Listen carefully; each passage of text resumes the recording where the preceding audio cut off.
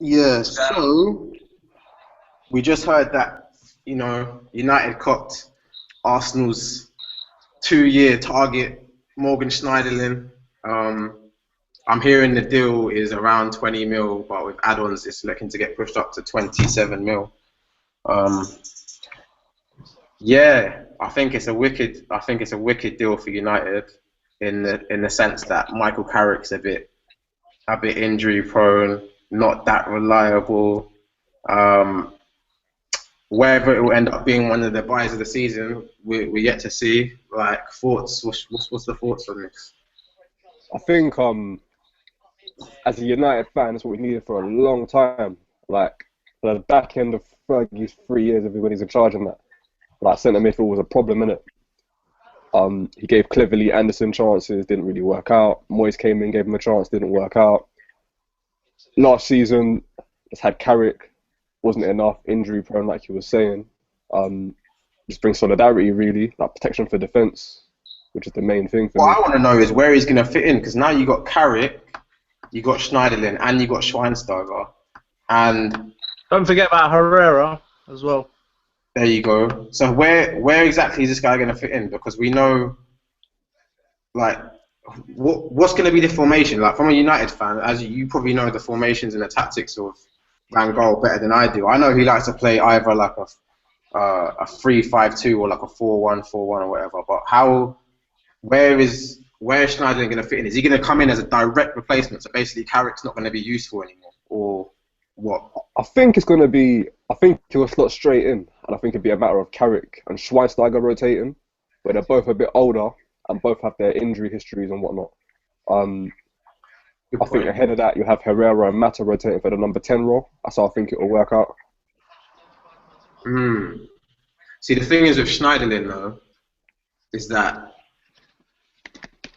I see him being like a direct replacement for Carrick. So if I'm Michael Carrick now, it's a bit on top, man. I'll be sweating. Like, I'll be sweating. Definitely. I don't even think that's healthy competition. I think that's a direct replacement. I'm not even going to lie. I think that's a Yeah, direct.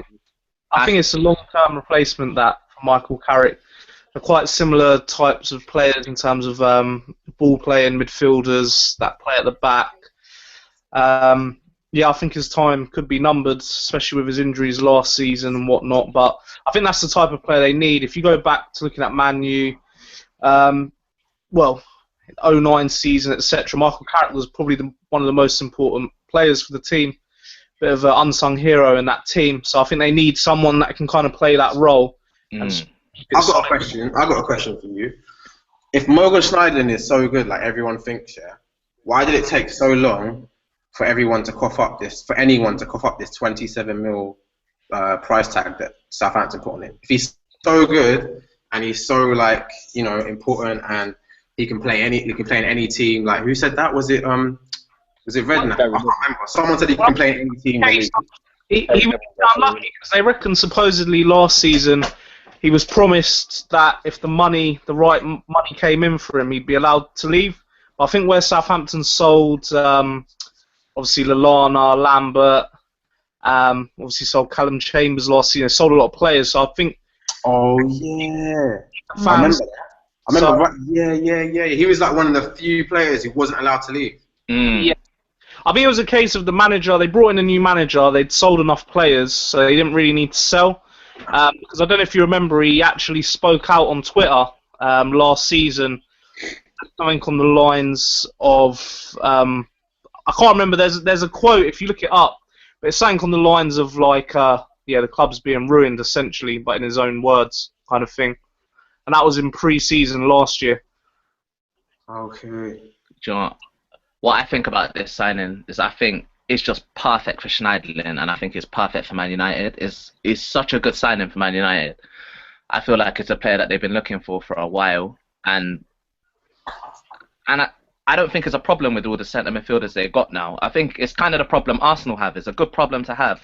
When you're in four different tournaments, you're competing in the league, the FA Cup, the Champions League, the League Cup. You're gonna need a squad. I think it's a great signing for Man United, and I think Schneiderlin, I don't think there is I agree with Perry. I don't think there's a competition with Carrick. I think he's gonna just go in, slot in, we got Euro 2016 next year. He's just gonna come in, play his football, and he'll be on the plane to Euro 2016. I think if he was to come to Arsenal, there's a lot more competition in there. Like he's that role, isn't it? Yeah. Do you know what I mean?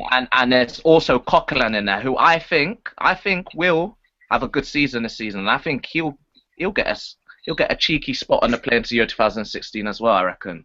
These French defensive mids seem to be hot property, boy. Do you know what I mean? Like, so I think Schneiderlin was looking at it thinking, okay, well, Matuidi's gonna go. I don't really want to be going and dueling Coquelin the season before Euro 2016. I want to go somewhere where I'm going to play my football, be in the Champions League, and United's perfect. I just don't think he would have wanted to go. I don't know. I just don't think he would have wanted the competition in the midfield at Arsenal at this moment. True. Well, You want to come in. That Arsenal have always followed. If you look even in the early years, I remember I think when he joined Southampton, if you were to believe the media, etc., it was always a player that Arsenal have always scouted. I know at times it appears we're scouting half the half the continent. There's always been links with us. Obviously, Wenger knows his French football inside out. So why was he not willing to cough up the 27 mil? Why? I think it's a lot of money for a player that Arsenal. If you look at the Arsenal team, I think they do need competition for Coquelin. But do you go and pay 27 mil for someone that, he's more proven than Coquelin, but if you look at the stats, etc., there's not a lot in between them, really. Yeah, there's not at all.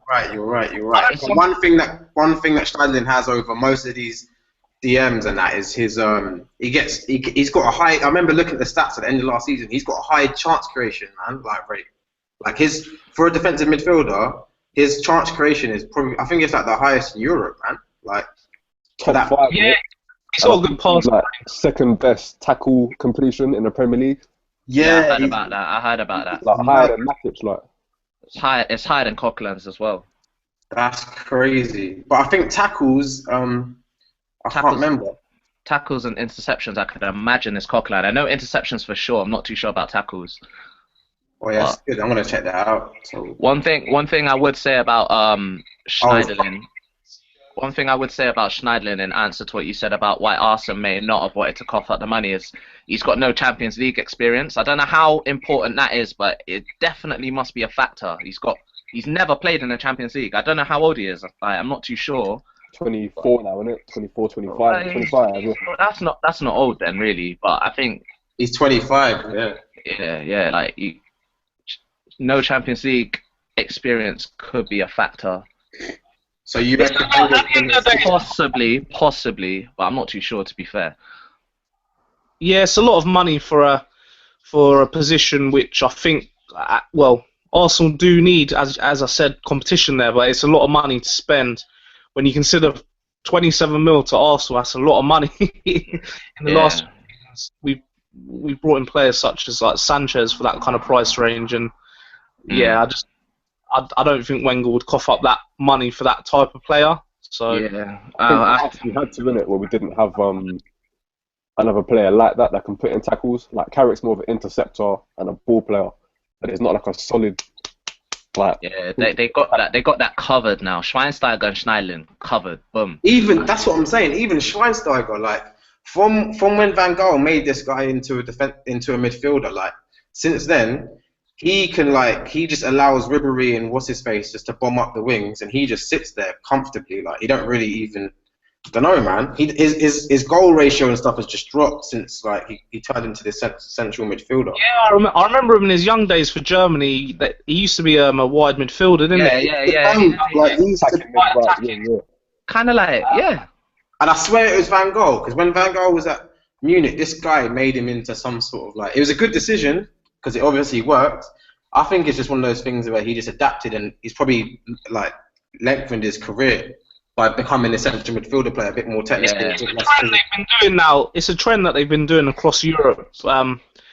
They seem to be converting these kind of creative midfielders more into like the CDM role, moving them back down the pitch, and then What it is, it's normally due to a lack of pace. So obviously, modern day football, etc. You need the pace nowadays. Yeah. It seems you're bringing back the players that perhaps they've still got the creative ability, but not as so much pace. You bring them back down further down the pitch. So why do you reckon Wenger's adopted that attitude with Oxlade-Chamberlain? He plays him in the middle sometimes. To me, he looks like an out-and-out winger, but for some reason, he seems to play all right in the middle. That's a good question. Well, they say. I remember Wenger was saying he sees Ox's future in the middle. I think that's just because he's got the good footballing brain. Obviously, the pitch opens up more when you're in the middle of the park. It's a trend that Wenger does do. I remember him playing, for example, Diaby on the wing for a period of time. Well, this guy he does like playing on the wing. Ramsey on the wing. Ramsey gets a few shifts out there, and then it seems almost that when they bring them then on the inside, the game just seems, well, how do I word it? It just seems really open. So when you bring a winger on the inside, it seems really open. And basically, you're saying Wenger puts these players out of position so that they train in the hyperbolic time chamber. That's what you're telling me. I don't. This topic is going to stress me, like, oh wow. I'm just getting memories of Bentner on the wing. What was I going to say to you?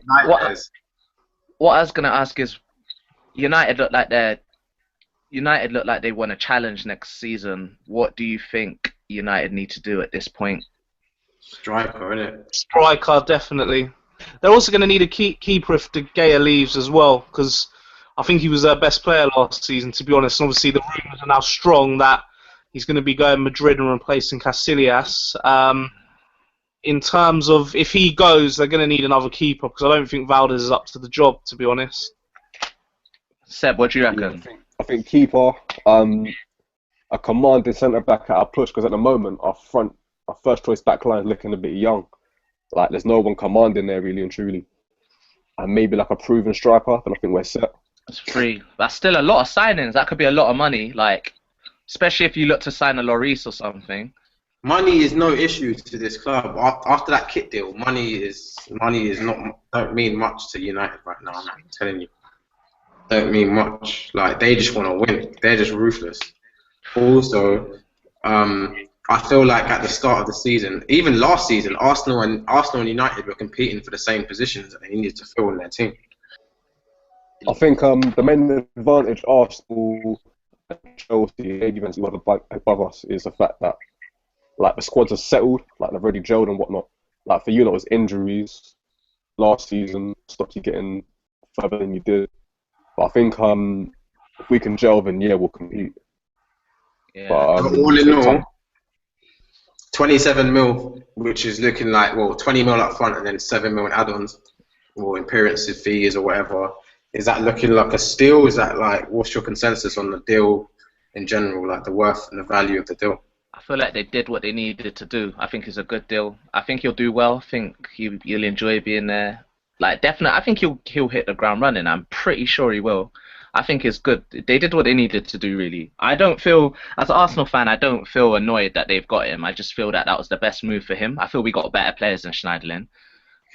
Shots fired. Shots fired. I don't know. I don't know. I think I'm not even fine. I think he'll fit in well there. I just think it's a good signing for both parties. But I don't feel we missed out on anything. Like a lot of Arsenal fans are fuming.